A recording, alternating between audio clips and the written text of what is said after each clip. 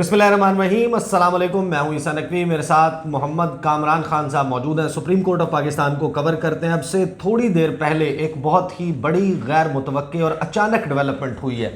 पाकिस्तान तहरीक इंसाफ ने बाकायदा काज़ी उल क़ुज़ा जनाब चीफ जस्टिस पाकिस्तान काजी फ़ाइज़ ईसा साहब के ऊपर सर्जिकल स्ट्राइक की है। और इसका अब होगा क्या? पाकिस्तान तहरीक इंसाफ के बानी चेयरमैन इमरान खान साहब, सबको मालूम है कि वो एक गैर रिवायती सियासतदान है, unorthodox, out of the box चीज़ें करते हैं, जो पैटर्न है बाकी सियासतदानों का, जिस तरीके से वो मुश्किल हालात में बिहेव करते हैं, इमरान खान का तरीक़ाकार मुख्तलिफ है। बहुत से सियासतदान जब हीट बढ़ती है, दर्जा हरारत बढ़ता है, वो किचन से बाहर निकल जाते हैं, जैसे काजी फ़ाइज़ ईसा ने कहा था। वो पाकिस्तान छोड़कर चले जाते हैं, वो डील कर लेते हैं, वो अपने लहजे में नरमी ले आते हैं, वो बीच बचाओ, कोई लचक का मुजाहरा और अपने अल्फाज से फिर जाना, अपने आप को मेलो कर लेना, ये सब कुछ करते हैं। इमरान खान साहब अपने बहुत सारी स्पीचेस में ये कह चुके हैं कि मैं कॉर्नर टाइगर की तरह जो है वो करता हूँ, और जब मुश्किल हालात होते हैं तो मैं बहुत ज़्यादा अग्रेसिव हो जाता हूँ। आज जो काम किया है पाकिस्तान तहरीक इंसाफ ने, इसको ये कह सकते हैं कि दरिया में रहना और मगरमच्छ से बैर। अब ये नतीजा क्या लेकर आएगा, ये बड़ा हैरान कुन होगा। जिस वक्त पाकिस्तान तहरीक इंसाफ के तमाम तर मामलात सुप्रीम कोर्ट ऑफ पाकिस्तान में लैंड करने वाले हैं, इंतहाई अहम तरीन मुकदमात इंतहाई अहम मोड़ पर, एन उस वक्त चीफ जस्टिस ऑफ पाकिस्तान काजी फ़ाइज़ ईसा, जिन्होंने स्पेयर हेड करना इन तमाम मामलात को, पाकिस्तान तहरीक इंसाफ ने वाशगाफ अंदाज में, दो टोक अल्फाज में, विदाउट मिन्सिंग द वर्ड्स, यानी कि उसमें कोई अभाम नहीं है, उन्होंने काजी फ़ाइज़ ईसा साहब पर अदम एतमाद का इजहार कर दिया है।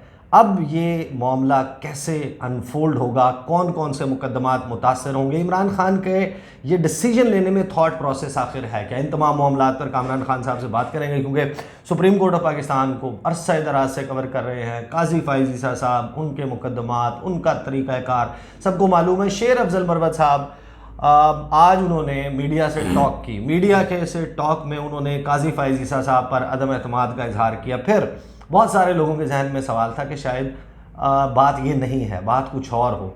उन्होंने दोबारा पूछा कि क्या वाकई आप काजी फ़ाइज़ ईसा के ऊपर अदम एतमाद का इजहार कर रहे हैं? तो उन्होंने कहा जी बिल्कुल, बबांगे दौल, दो टोक अल्फाज में हम काजी फ़ाइज़ ईसा पर अदम एतमाद का इजहार करते हैं।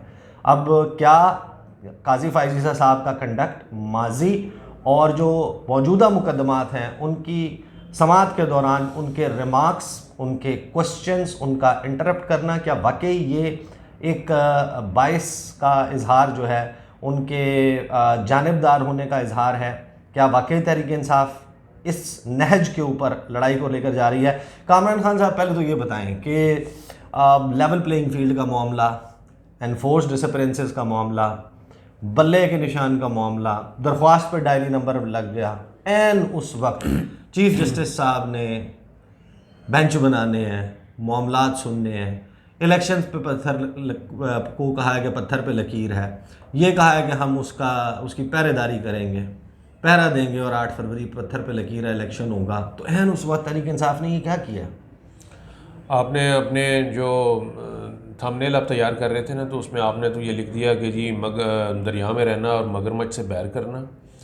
ये कैसे हो सकता है कि आप मतलब it's apparently it doesn't look a wise decision कि आपने अपनी जो पूरी अदलिया के जो सरबराह हैं, इसका मतलब यह है कि आप पूरी अदलिया पर एतबार नहीं कर रहे हैं। अगर आप चीफ जस्टिस ऑफ पाकिस्तान पर एतबार नहीं कर रहे हैं तो पूरी अदलिया पर एतबार नहीं कर रहे हैं। तो इसका तो मतलब यह है कि जी आपका कोई मामला जो है वो फिर अदालत में जो है वो आपको तो फिर जाना ही नहीं चाहिए, रुजू ही नहीं करना चाहिए, क्योंकि जब आप ये मतलब है, देखें इसमें दो चीज़ें हो सकती हैं। एक तो ये है कि उनका शायद ये कहना हो बॉयकाट या उनका जो अदम इत्मीनान का, उसमें वो ये कहना चाहते हो कि जी सिर्फ काजी फ़ाइज़ ईसा जो हैं वो बतौर जज हमारे केसेस ना सुने, हम उन पर अदम इत्मीनान करते हैं। बाकी जो दीगर जुडिशरी के अरकान हैं, मतलब 16+1 हमारे यहाँ जजेस हैं, तो वो जाहिर है कि उनके ऊपर तो अदम एतमाद नहीं हुआ ना, तो ये बतौर इदारा इसको शायद नहीं समझा जाएगा। सिर्फ एज ए पर्सन और एज ए वन सिंगल जज जो है वो चीफ जस्टिस यानी काजी उल कज़ा पर ये एतराज़ जो है वो दायर किया गया है। और इसका बैकग्राउंड जो है, क्योंकि ऐसा हो नहीं सकता कि आप पूरी जुडिशरी से ही आप कह दें कि जनाब जी वो बस जी अब हम इस जुडिशरी से हमारा कोई लेना देना नहीं है, ये तो है ही मुतासिब। ऐसा नहीं है, ये सिर्फ काजी फ़ाइज़ ईसा की ज़ात तक और उन तक महदूद होगा ये वाला एतराज़। और मकसद यही है इसका कि जी जहाँ आपको ये लिटिगेंट को ये लगे, एप्लीकेंट को ये लगे या कंप्लेनेंट को ये लगे कि उसके मामले में जो जज हैं जो उसका केस सुन रहे हैं वो मुतासिब हैं, तो वो फिर उसका हक़ होता है, आईनी हक़ है उसका, कानूनी हक़ है उसका कि वो एतराज़ जो है वो जज के ऊपर दायर करें। बैकग्राउंड एंड हिस्ट्री को मद्देनज़र रखें तो तहरीक इंसाफ के दौर में काजी फ़ाइज़ ईसा साहब के ख़िलाफ़ सदारती रेफरेंस गया जी, और जाहिर है कि कोई भी शख्स हो at the end of the day वो इंसान है और उसके जहन में कहीं ना कहीं कोई बात मौजूद होती है और यहाँ पर तो झलकती हुई भी नज़र आ रही है। तो जाहिर है कि एक होता है, एक तासुर बहुत सारे रेफरेंस आया तो आप देखिए कि रेफरेंस सिर्फ ये कह देने से कहानी मुकम्मल नहीं हो जाती कि ये एक रेफरेंस आया था जिसे सुप्रीम कोर्ट ने ख़त्म कर दिया। इसमें पूरा चैप्टर है, बल्कि मैं चैप्टर नहीं कहूँगा, ये पूरा एक नॉवल एक सीक्वेंस था। उस दौरान जो कुछ हुआ, जिस तरीके से काजी साहब जो हैं वो कटहरे में आए और फिर अपना केस जो है वो सुप्रीम जुडिशल काउंसिल से निकाल के सुप्रीम कोर्ट में ले गए और फिर अपने उन्हीं जजों से अपने हक़ में उन्होंने फ़ैसला भी उनको लिया उन्होंने और जजों ने किया। इस दौरान जो उनकी अहलिया मोहतरमा थी उनको वो भी कटहरे में आईं, वो सुप्रीम कोर्ट में आके कटहरे में रोई भी, वो उनको बाहर से जो है वो उसके ऊपर भी लिया गया, ऑनलाइन भी उनको लिया गया, उनका बयान रिकॉर्ड किया गया उनसे। फिर उनको FBI में भी वो जाती रहीं क्योंकि ये केस था असासे छुपाने वाला। FBI के नोटिस जो हैं वो जाते रहे, उनके घर के बाहर जो है वो भी चश्मा होते रहे। फिर इस दौरान जो खतूत लिखे गए थे ना, जो काजी साहब की अहलिया की जानिब से खतूत लिखे गए थे, और इसके ऊपर तो रावी ये कहता है कि वो खतूत जो थे वो अहलिया को लिख के ही दिए जाते थे। लिख के दिए जाने से मुराद ये कि ज़ाहिर है उनकी शौहर उनकी मुआवनत करते होंगे, क्योंकि इसमें बड़ी टेक्निकल कि जी ये टेक्निकल चीज़ नुक्ता जो है वो इसमें ये है, वो उसमें साइन उनके होते थे, उनकी तरफ से वो खतूत जाया करते थे। और उन तमाम खतूत में अगर आप देखिए तो वो क्या करते थे कि जी उन्होंने उसमें रिस्पोंडेंट बनाया उस वक्त के वज़ीर आज़म पाकिस्तान को कि जी इसके भी असासे चेक करें, सिर्फ हमारे क्यों। उन्होंने उसमें रिस्पोंडेंट बनाया वो जो एहतसाब के हमारे थे, वो जो थे ना special assistant to prime minister Shahzad Akbar साहब, उनको उन्होंने कहा कि जी ये इन्होंने जो है ना उनके ऊपर तनकीद की कि जी इनको कहेंगे ये भी अपने असासे दिखाएं, हमारे असासे मांग रहे हैं। तो यानी बराह रास्त नाम लेके उन तमाम खतूत में बाकायदा तौर पर इमरान खान का नाम लेकर और ये शहजाद अकबर का नाम लेकर और कुछ और ओहदेदार थे उनके नाम लेकर उन्होंने कहा था कि जी हमारे हैं तो फिर उनसे भी चेक करवाएं।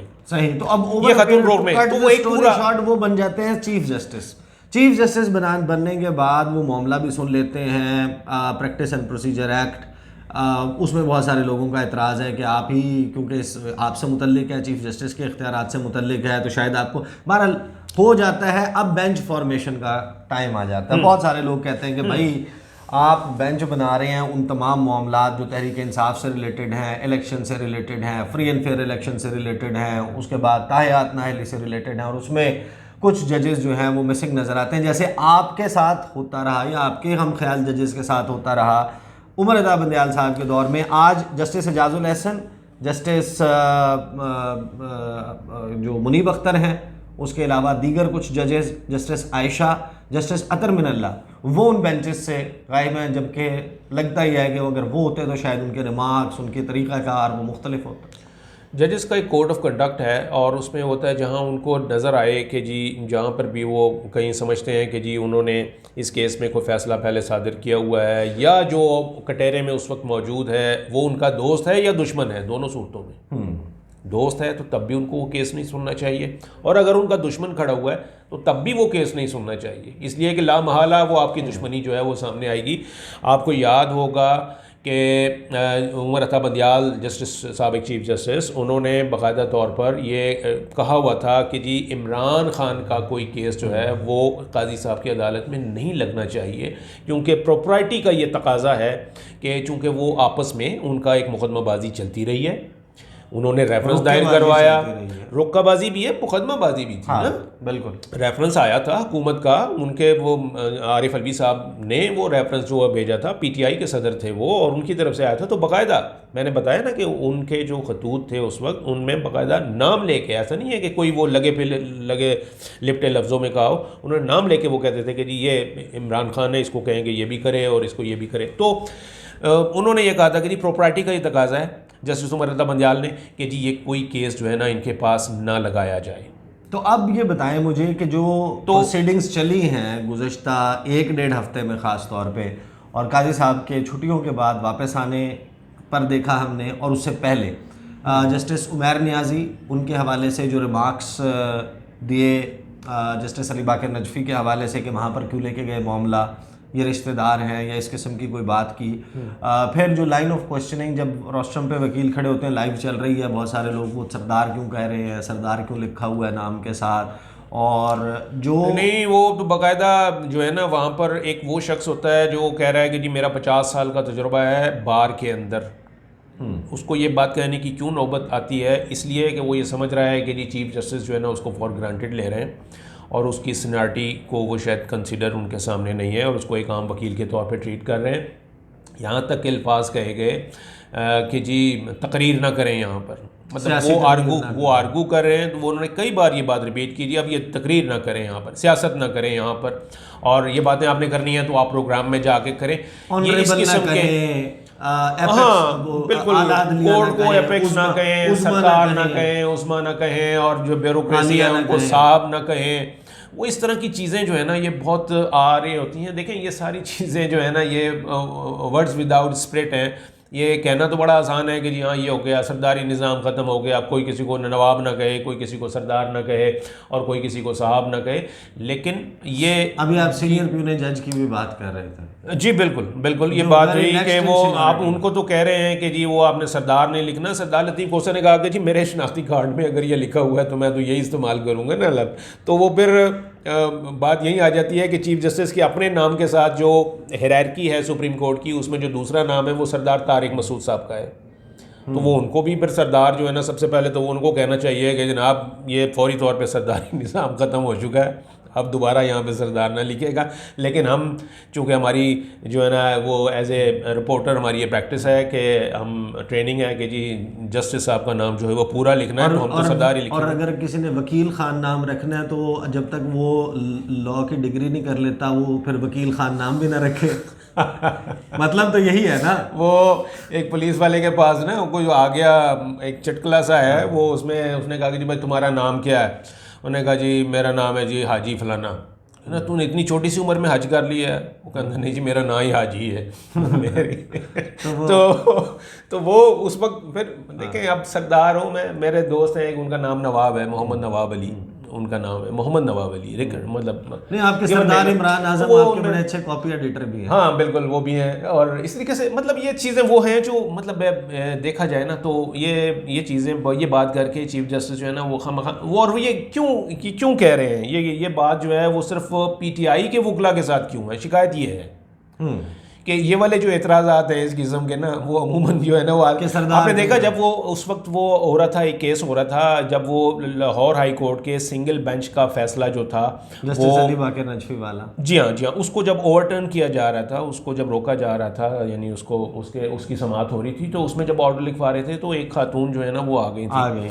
अच्छा, उससे पहले ये हुआ कि चीफ साहब ने खुद पूछा कि भाई हमने नोटिस तो यहाँ पर किया हुआ नहीं, को पीटीआई वाला मौजूद है यहाँ पर? बाकायदा उन्होंने ये कहा था, I was there in the courtroom, और उन्होंने कहा कि जी यहाँ पर कोई पीटीआई वाला है। उन्होंने बाकायदा इधर देखा कि जी शायद कोई उठकर आए।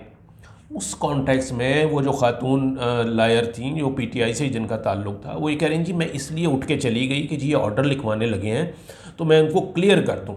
सही। उस बेचारी ने अभी सिर्फ इतना ही कहा था रोस्टरम पे कि जी मिलॉर्ड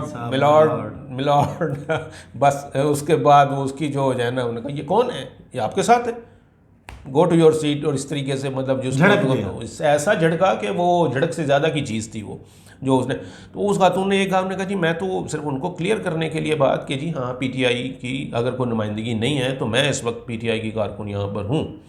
तो इस कॉन्टेक्स्ट में था। तो ये वाला जो ये जो इस किस्म के जो आ रहे हैं ना, मतलब जो तायाद नाअहली के केस में भी हम बहुत सारी ऐसी चीज़ें देख रहे हैं, वो जो रिमार्क्स हैं उसमें बहुत सारे लोग अब वो अब अच्छा मुझे ये बताएं, अब इम्पैक्ट ये तो हमने डिस्कस कर लिया। तहरीक इंसाफ ने इंतहाई क्रूशल टाइम के ऊपर, जब बल्ले का निशान के हवाले से सिंगल मेंबर बेंच का फैसला जस्टिस कामरान हयात मियां खेल का 26 दिसंबर का, जिसमें उन्होंने इलेक्शन कमीशन के फैसले को कलअदम करार दे दिया और स्टे ऑर्डर दे दिया उसके ऊपर।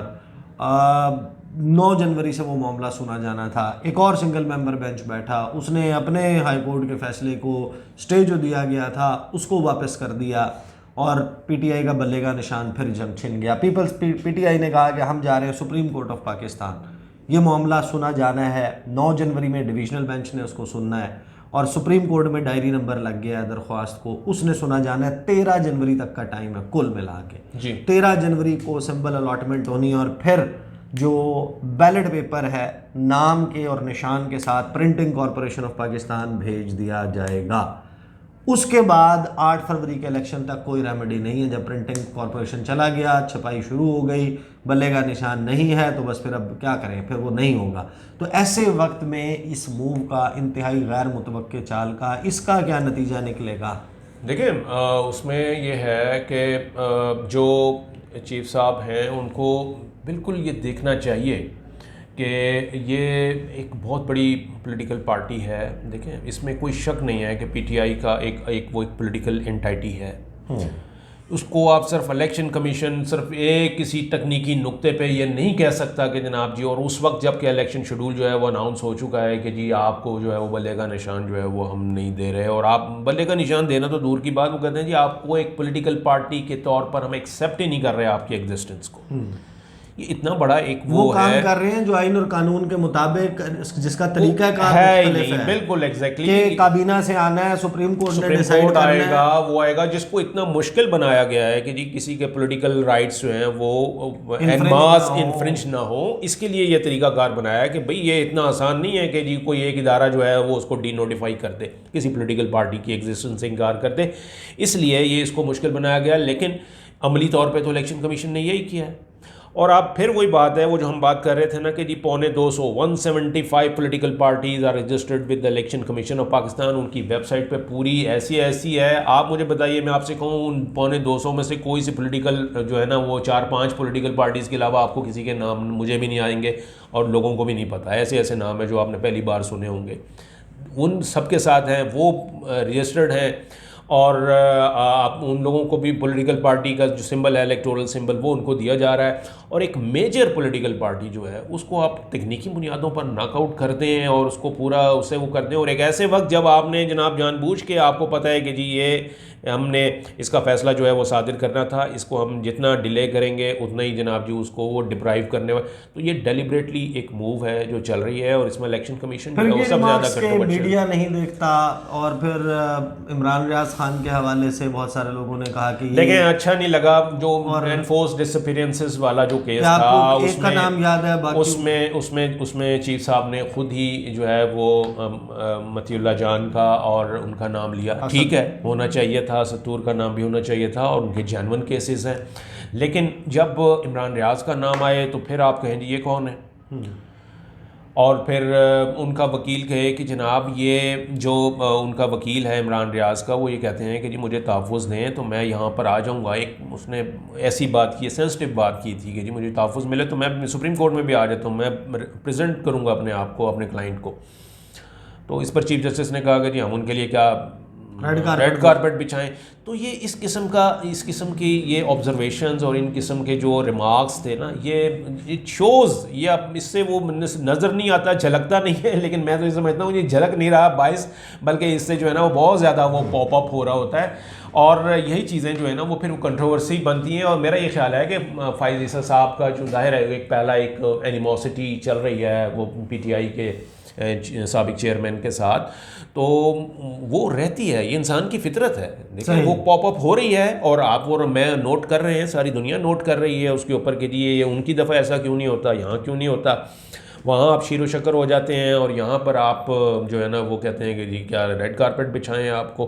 तो ये चीज़ें ये बहरहाल कामरान साहब, और उसमें एक चीज़ ईसा, मैं वो जो चीज़ मैं जिसके ऊपर मैंने एक अलहदा एक वो बात करनी भी है किसी और फोरम पे भी, कि चीफ साहब ने कहा जो लापता सहाफ़ियों वाली जब बात हुई, उनका ये कहना था कि जी भाई ये जब सहाफ़ी वहाँ से वापस आते हैं तो ये अपने पैरों पर खड़े भी तो रहा करें ना, बताया करें कि जनाब जी हाँ जी ये हमारे साथ ये हुआ है। कोई कहता है कि जी मैं नॉर्दर्न एरिया से मैं आ गया। सर मुझे ये बताइए कि यहाँ पर जो लोग चले गए हैं, जो लोग अगवा करके, जो सहाफ़ी जो इस वक्त मतलब इस दुनिया में भी नहीं हैं, ठीक है, तो चीफ साहब क्या ये चाहते हैं कि जी बाकी लोग जो हैं वो भी वही फेट से उनको भी दो चार होना पड़े? वो ये चाहते कि आपको नहीं पता कि यार कि वहाँ पर अगर आप किन हालात में आप निकल कर वापस आते हैं और वो बाहर जाएगा, वो उसके ऊपर भी लोगों ने इसको वो किया। जब ये बात हुई इमरान रियाज खान के हवाले से, तो जस्टिस मुसर्रत हिलाली साहिबा ने कहा कि क्या वो बाहर नहीं जाएगा बयान देने के बाद? आप खुद सोचिए कि जो मुझसे निकल के आ रहा है वो फिर ये कहेगा कि जी मैं वहाँ से तो बच निकल कर आया हूँ, लेकिन मैं क्यों बच निकल कर आया, आओ मुझे मारो। मुझे बताएं कि ये कोर्ट्स देती हैं इमरान रियाज का केस कितने अरसे तक वहाँ पर हाई कोर्ट में चलता रहा। पुलिस आके कहते रही जी हमारे पास नहीं, हमारे पास नहीं, हमारे पास, सबको पता था कहाँ पर है। पुलिस कहती है हमारे पास, अदालतें कहती रही कि जी पेश करो पेश करो पेश करो। भाई आपकी तो कोई सुनता नहीं है, जो अगवाकार हैं वो आपकी तो सुन ही नहीं रहे, या उन तक आपकी आवाज़ नहीं पहुंच रही, या आप उनके लिए वो आपकी आवाज़ उनके लिए फॉर ग्रांटेड वो लेते हैं। तो फिर किस बुनियाद पर जो है ना वो हम अपने पैरों पर खड़े हों और हम कहें कि जी बिल्कुल ठीक है, मैं सुप्रीम कोर्ट मेरे साथ है जनाब, मुझे को हाथ लगा के देखे जनाब जी मैं तो सच बोलूँगा। यहाँ पर वो शेर आपने सुना है ना, वो दौरे बातिल में हक परस्तों की बात रहती है, सर नहीं रहते। जनाब मसला दौरे बातिल का है, आप अपना दौरे बातिल को दौरे हक बनाएं, तो फिर हमें कहें कि जी आप खड़े होते हैं अपने हक के लिए और सच बोलते हैं और वो अपने पैरों पर खड़े होते हैं, तो फिर ये सवालात मौजूद रहेंगे। काजी फाइजीसा साहब के हवाले से तमाम लोग, ख़ास तौर पर सुप्रीम कोर्ट कवर करने वाले ज़्यादातर रिपोर्टर्स, मैं ओवरवेलमिंग मेजॉरिटी की बात कर रहा हूँ, वो ये यकीन रखते हैं कहते हैं कि इंसानी हकूक़ जो हैं वो जस्टिस काजी फाइजीसा की रेड लाइन है, आइन जो है वो जस्टिस काजी फाइजीसा की रेड लाइन है, इसको वो क्रॉस करके दिखाए वो। लेकिन अब जब वो ये सब कुछ हो रहा है ना, तो उसमें फिर सवालात जन्म ले रहे हैं। और अब जो तहरीक इंसाफ ने किया इंतहाई unorthodox, out of the box, बिल्कुल ही गैर रिवायती, बिल्कुल अचानक, बिल्कुल गैर मुतवक्के मूव की है कि काज़िल कुज़ा के ऊपर उन्होंने अदम एतमाद का इजहार कर दिया। आने वाले दिन बड़े इंटरेस्टिंग होने वाले हैं, 13 जनवरी तक ख़ास तौर पर, फिर 8 फरवरी तक, अप टू द टाइम के जिस वक्त ये सारा मामला जो है वो सेटल डाउन नहीं होता। इस एक डिसीजन, इन चंद जुमलों के असरात जो हैं वो अब आपको मुकदमात पे बेंच बनने पर इंसाफ की फरहमी के हवाले से इन तमाम चीज़ों पर दिखाई देंगे। ये कैसे सब कुछ होता है इसके ऊपर बातचीत का सिलसिला जारी रहेगा। अब तक के लिए इतना ही। मुझे और कामरान खान साहब को इजाज़त दीजिए। अल्लाह हाफिज़।